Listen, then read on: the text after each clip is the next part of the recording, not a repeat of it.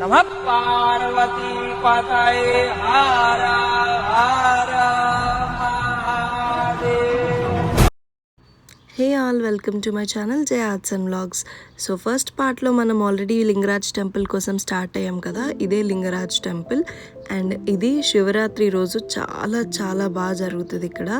And కోటి దీపాలు వెలిగిస్తారు. ఆ టెంపుల్ చుట్టూ చాలామంది శివరాత్రి రోజు ఫాస్టింగ్ ఉంటారు కాబట్టి ఈవినింగ్ దర్శనం చేసుకొని ఇక్కడ జరిగే టెంపుల్ పైన ఒక హారతి ఇస్తారు. అండ్ టెంపుల్ పైన కూడా మనకి రాముడి కాలంలో శ్రీరాముడు యూజ్ చేసిన బో ఏదైతే ఉంటుందో అది ఉంటుంది గుడి పైన.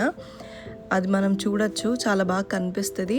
అండ్ పూరిలో జరిగినట్టే ఈ టెంపుల్లో కూడా పైన ఫ్లాగ్ చేంజింగ్ అవన్నీ కూడా జరుగుతాయి.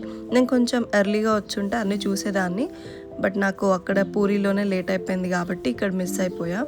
బట్ నెక్స్ట్ ఇయర్ అట్లీస్ట్ పక్కా ట్రై చేసి ఓన్లీ ఈ విజువల్స్ చూడడానికైతే రావాలి. ఎవ్రీ ఇయర్ శివరాత్రి టైంలో ఈ టెంపుల్కి చాలామంది జనాలు విజిట్ చేస్తారు. లక్షలాది మంది వస్తారని చెప్తారనమాట. ఈ టెంపుల్ 11th సెంచరీలో కట్టారు.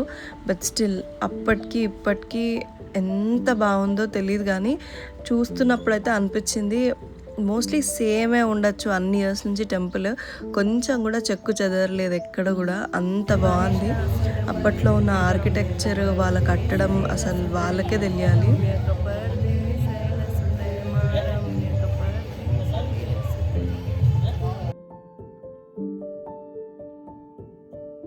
నేను వచ్చేసరికి చాలా లేట్ అయిపోయింది కాబట్టి జనాలు అయితే అంత అంటే లైక్ ఈవినింగ్ 5 o'clock 6 o'clock ఉన్నంత రష్ అయితే లేదు.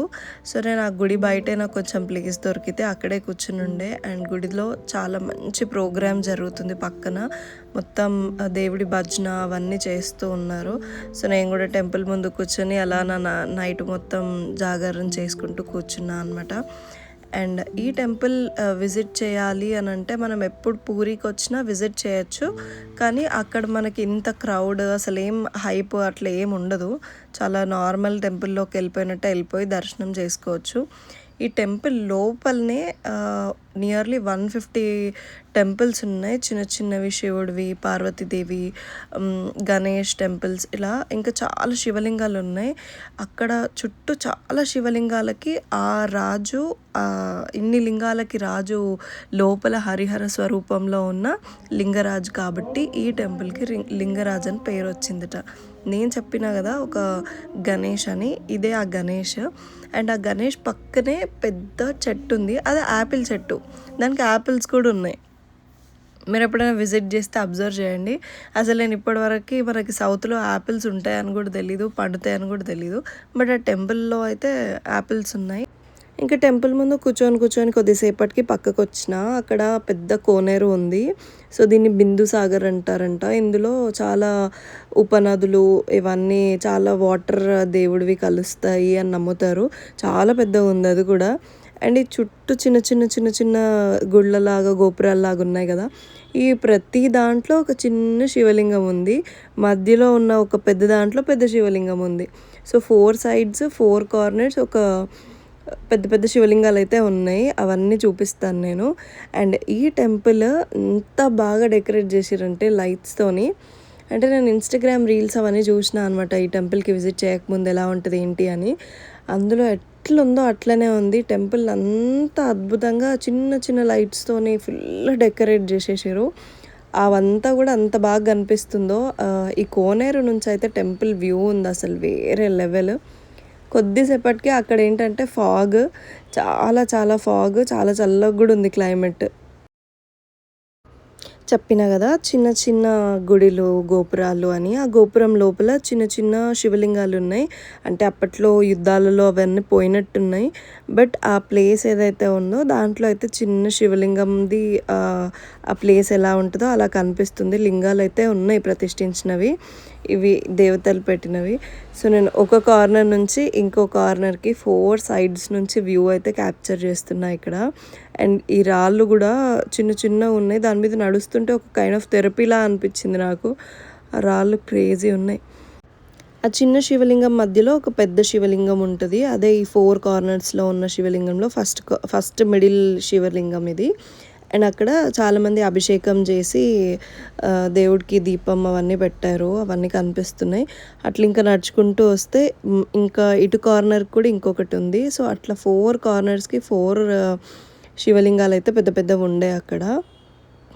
అండ్ ఒక కార్నర్ నుంచి టెంపుల్ మొత్తం వ్యూ కనిపిస్తుంది. ఆ దీపాలు, ఆ లైట్స్, ఫాగ్ లేకపోయి ఉంటే ఇంకా బాగుంటుండే, కానీ ఆ ఫాగ్ చూడండి అసలు ఏం కనిపిస్తలే. యాక్చువల్ గోపురం కనిపిస్తలేదు, దానికి అంత లైట్స్ పెట్టలేదు వాళ్ళు. ఈ ముందర ఉన్న దానికైతే ఎంత బాగా కనిపిస్తుందో అసలు, చాలా చాలా బాగుంది.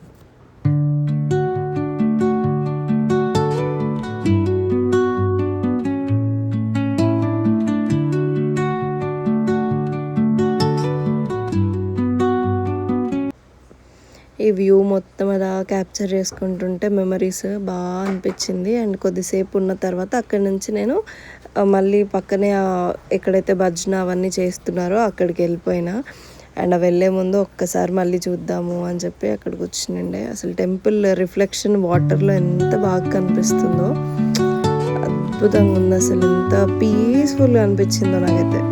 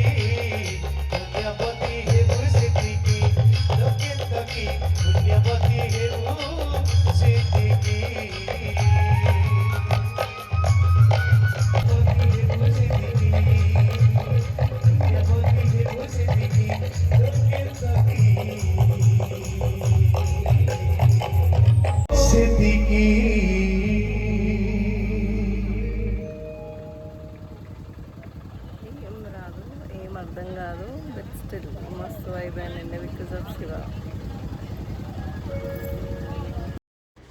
మనకేమో భాష రాదు కాబట్టి ఏం పెద్దగా అర్థం కాలే, బట్ స్టిల్ శివుడిది కాబట్టి ఒక జోష్ ఉండే, మంచిగా వైబ్ అయ్యి అక్కడి నుంచి ఇంకా డైరెక్ట్ టెంపుల్ దర్శనానికి వెళ్ళాలి కాబట్టి నేను ఇంకా బ్యాక్ వచ్చేసా.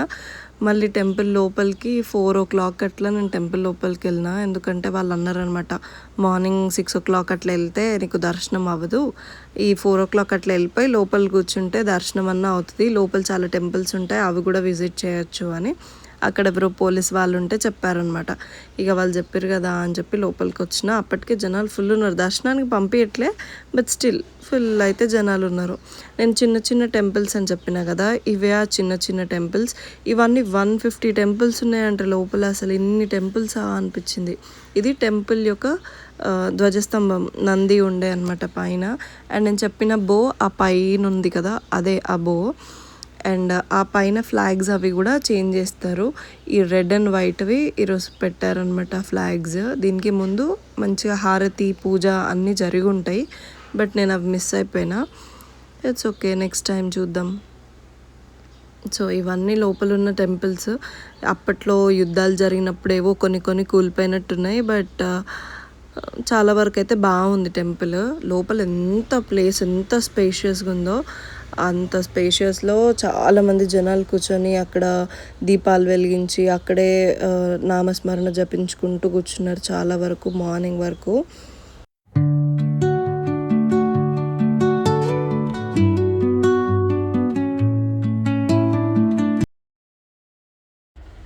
ఈ టెంపుల్ హైట్ వచ్చేసి 180 ఫీట్. పూరి టెంపుల్ కన్నా కొంచెం చిన్నగా ఉంటుంది, కానీ ఆర్కిటెక్చర్ డిజైన్ మొత్తం సేమ్ పూరి టెంపుల్ లాగే ఉంటుంది. పూరి టెంపుల్లో లోపల ఇన్ని టెంపుల్స్ ఉండవు కానీ కొన్ని టెంపుల్స్ ఉంటాయి. బట్ దానికి దీనికి డిఫరెన్స్ ఏంటంటే ఈ టెంపుల్లో టెంపుల్ పైన వచ్చేసి మనకి చక్రం ఉండదు, బో ఉంటుంది. పూరి టెంపుల్ పైనేమో మనకి పెద్దగా చక్రం ఉంటుంది. సో ఈ టెంపుల్లో దేవుడు హరిహర స్వరూపంలా కొలుస్తారు. ఇందులో విష్ణు ఇంకా శ్రీ మహావిష్ణువు ఇంకా శివుడు ఇద్దరి స్వరూపంలో ఈ టెంపుల్ అయితే కట్టారనమాట. అట్లా శైవత్వానికి ఇట్లా వైష్ణవత్వానికి నిదర్శనం అనమాట ఈ టెంపుల్. చాలా చాలా బాగుంది అసలు టెంపుల్ అయితే. ఎన్ని టెంపుల్స్ ఉన్నాయో అంత బాగుంది. నాకు ఈ లింగం చూడగానే ఉజ్జయిన్ టెంపులే గుర్తొచ్చింది, అంత బాగుంది. అప్పటి నుంచి దూరం నుంచి చూస్తుంటే ఏం అనిపించలే, కానీ దగ్గరకు వచ్చి ఇట్లా పైకి చూస్తే దేవుడు ఆకాశం లోపలికి ఉంది టెంపుల్, అంత పెద్దగా ఉంది. మనమేమో దాని ముందు ఇంత చిన్నగా కనిపిస్తున్నాం, అంత పెద్దగా ఉంది టెంపుల్ అయితే. అండ్ ఇంకా కొద్దిసేపటికి తిరిగేసి చుట్టూ అన్ని టెంపుల్స్ చూసి ఇంకా నేను ఒక కార్నర్కి వచ్చి కూర్చున్నా. అండ్ ఇంకా దర్శనానికి కొద్దిసేపట్లో పంపిస్తారు అనగా ఇంకా అక్కడ చాలామంది వెయిట్ చేస్తుంటే నేను కూడా అక్కడే కూర్చుని కొద్దిసేపు ఉన్నా. కానీ టెంపుల్లో ఎనర్జీ ఉంది అసలు, వేరే లెవెల్ పాజిటివ్నెస్. అసలు జనాలు అసలు ఎంత ఎంత బాగుందంటే ఎక్స్పీరియన్స్ చేస్తేనే అర్థమవుతుంది, ఎక్స్ప్లెయిన్ చేయలేను ఇది. నేను అక్కడ టెంపుల్ వ్యూ గురించి చెప్తున్నా. ఇంకా కొద్దిసేపట్లో ఫాగ్ అయితే ఎంత కవర్ చేసేసిందో టెంపుల్ని. ఆ ఫాగ్ చూసారు ఎంత ఫాస్ట్గా వెళ్తుందో. నేను ఇంకా ఫోన్ టైం ల్యాప్స్లో పెట్టి కవర్ చేసుకున్నా. కొద్దిసేపటికి అసలు టెంపులే కనిపించలేదు నాకు, అంతగానం ఫాగ్ నిండిపోయింది. టెంపుల్లో మేనేజింగ్ అయితే దరిద్రంగా ఉండే, కానీ దర్శనం అయితే 6 వరకు అయిపోయింది. ఇంకా నేను 7 వరకు బయటకు వచ్చేసి అక్కడి నుంచి కోనార్క్ సన్ టెంపుల్ కోసం స్టార్ట్ అయిపోయినా. అండ్ బయట నుంచి బస్సెస్ చాలా ఉండే. ఇక్కడ ఈ ప్లేస్లో చాలా వరకు అమ్మన్ అనుకుంటా ఒక యాప్ ఉంటుంది మనకు. ఆ యాప్లో టైమింగ్స్ అవన్నీ మెన్షన్ చేసి ఉంటాయి, బస్ టైమింగ్స్ ఎగ్జాక్ట్ టైంకి వస్తుంది, ఆన్ టైం దింపుతాయి. సో ఇదైతే కోనార్క్ సన్ టెంపుల్ దగ్గర దింపినారు. అండ్ అక్కడ మనకి బయట డ్రై ఫ్రూట్స్, చెక్క బొమ్మలు, హ్యాండ్ థింగ్స్ అన్ని హ్యాండ్ మేడ్వి చాలా అమ్ముతూ ఉండే. అట్లా ఏమైనా షాపింగ్ చేసుకోవచ్చు. ఇంకా నేను కొద్దిసేపు ఉండి అవన్నీ చూసేసి అక్కడి నుంచి టెంపుల్ కోసం సన్ టెంపుల్ లోపలికి వెళ్ళడానికి స్టార్ట్ అయినా. అక్కడ మనకి ఒక లగేజ్ పెట్టుకోవడానికి కూడా ప్లేస్ ఉంటుంది. అండ్ ఇది యునెస్కో వరల్డ్ హెరిటేజ్ వాళ్ళు గుర్తించారు కాబట్టి ఈ టెంపుల్ చాలా చాలా బాగుంది. అండ్ మనకి వరల్డ్లో ఎన్ని టెంపుల్స్ ఉన్నాయి ఏంటి అని అక్కడ ఒక పెద్ద ఏవి కూడా వేస్తున్నారు, చూడాలనుకుంటే చూడొచ్చు. బట్ ఇది టెంపుల్ ఒక టూరిస్ట్ మ్యాప్, మనం ఎలా తిరగాలి ఎక్కడ ఏముంటాయి అని చూసుకోవడానికి. అండ్ టెంపుల్ టికెట్ తీసేసుకొని నేనైతే ఇంకా వాక్ చేసుకుంటూ స్టార్ట్ అయిపోయినా. అండ్ సమ్మర్లో వచ్చిన కాబట్టి ఫుల్ ఎండలు అయితే కొట్టినాయి. ఇంకా సమ్మర్ స్టార్ట్ కూడా కాలే కానీ ఫుల్ ఎండ ఉండే. ఇంకా నేను ఆ రోజు వాటర్ బాటిల్ కూడా తెచ్చుకోలే, నా బ్యాడ్ లక్. వాటర్ బాటిల్ లేదు నా చేతిలో, గొడుగు లేదు, ఎండకి ఎండి మండిన.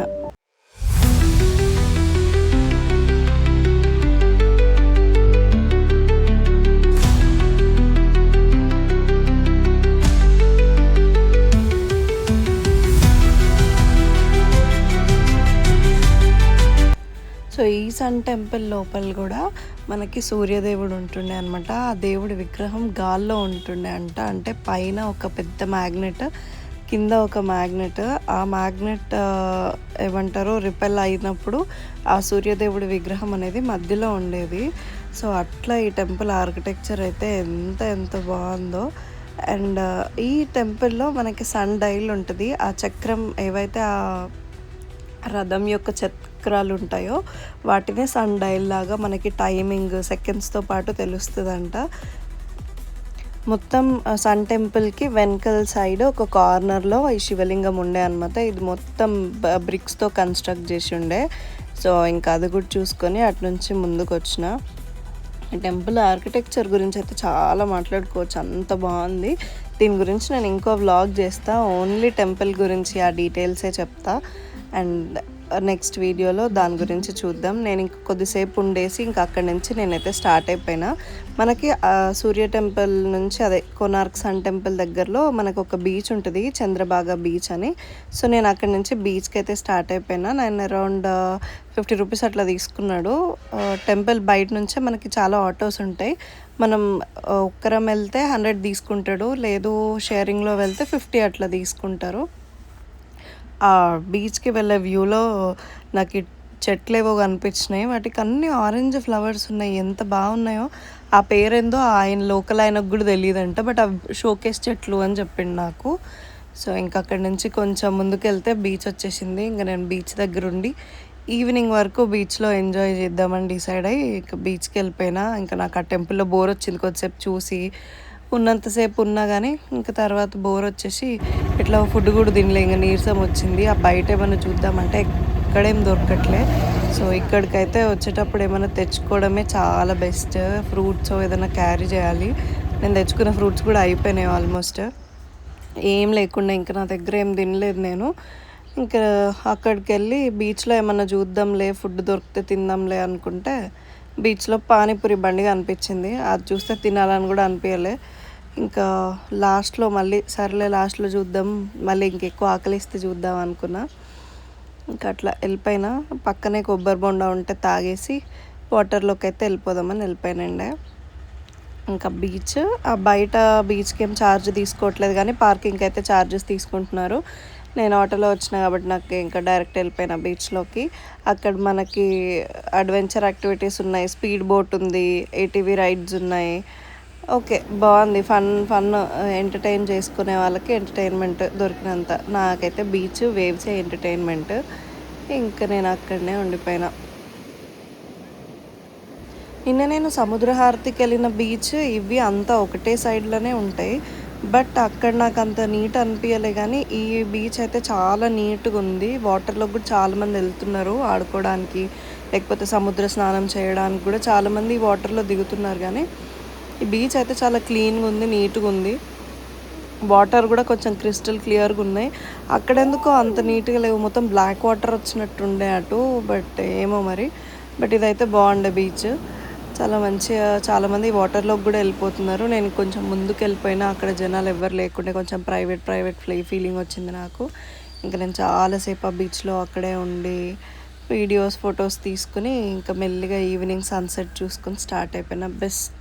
బెస్ట్ సన్సెట్ ఎవర్, అంత బాగుంది సన్సెట్. వీడియో లాస్ట్ వరకు చూస్తే అర్థమవుతుంది మీకు. Please subscribe to my channel. ఇంకా మీరు సబ్స్క్రైబ్ చేసుకోకపోతే ఇంకా చాలా వీడియోస్ వస్తాయి, నేను ఇంకా పోస్ట్ చేస్తాను. నేను చాలా ట్రిప్స్ కూడా వెళ్ళినా రీసెంట్ టైమ్స్లో, సో అన్నీ పోస్ట్ చేయాలనుకుంటున్నా. Do like and do comment as well. మీరు కామెంట్ పెడితే నాకు అర్థమవుతున్న వీడియో ఎట్లా ఉంది ఏంటి అని. సో నేను ఏమన్నా బెటర్ చేసుకోవాలి, ఇంప్రూవ్మెంట్ చేసుకోవాలి అంటే కూడా నేను బెస్ట్ ఏమైనా ఇవ్వగలుగుతా.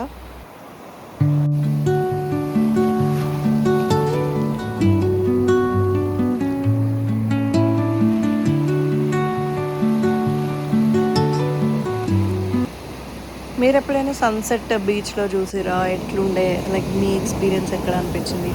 Best place to see sunset ఇంకేమైనా ఉంటే నాకు చెప్పండి కామెంట్లో, సో దట్ నేను నెక్స్ట్ టైం ఆ ప్లేస్కి మీరు చెప్పినందుకే నేను వెళ్ళి మరీ చూసి నేను రివ్యూ ఇస్తాను.